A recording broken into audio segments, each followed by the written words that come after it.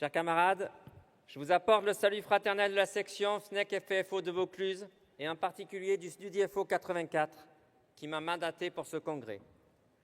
Le STUDIFO 84 votera pour le rapport moral et financier.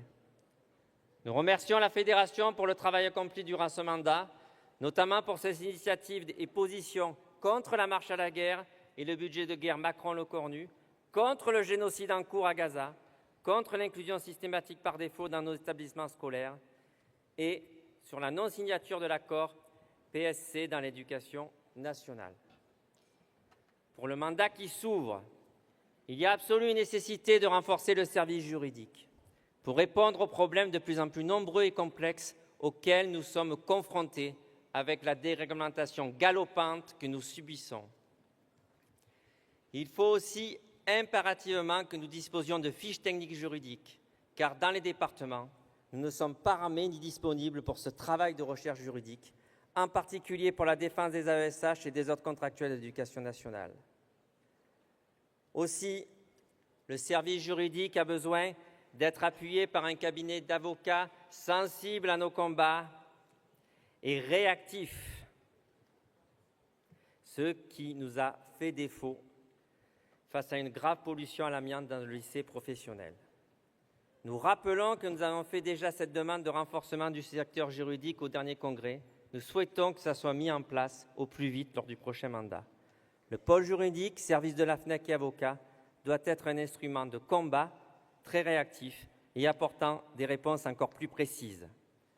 En effet, nous sommes confrontés à une entreprise planifiée et minutieuse de remise en cause des droits syndicaux, de violation des obligations de protection de notre santé au travail, de management autoritaire, bafouant des règles de droit élémentaires telles la présomption d'innocence. Il y a des tentatives d'instrumentalisation des directeurs d'école pour imposer les contre-réformes, pour aggraver les obligations de service. Bref, autant d'angles d'attaque pour détruire nos statuts et disloquer l'école républicaine.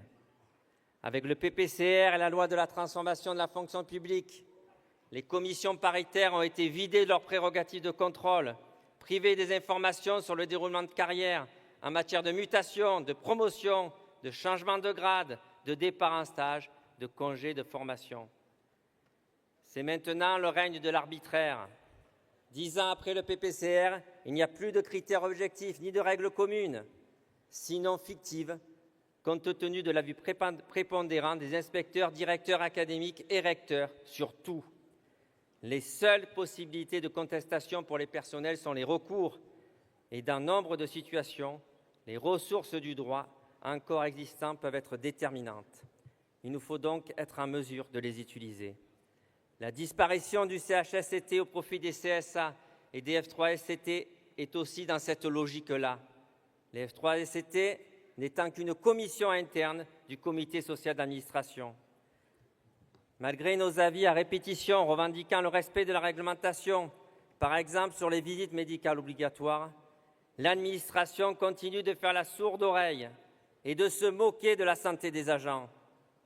Même les personnels les plus fragiles n'ont pas droit à cette visite obligatoire.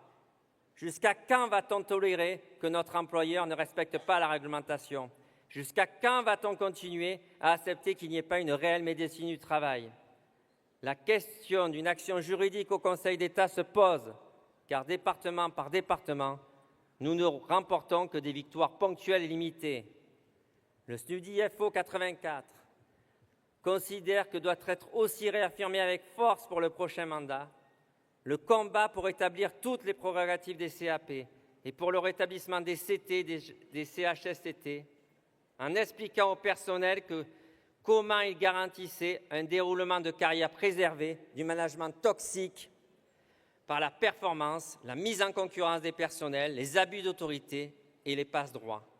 Ces revendications nous distinguent de tous les autres syndicats qui ont signé le PPCR ou qui s'en accommodent fort bien maintenant.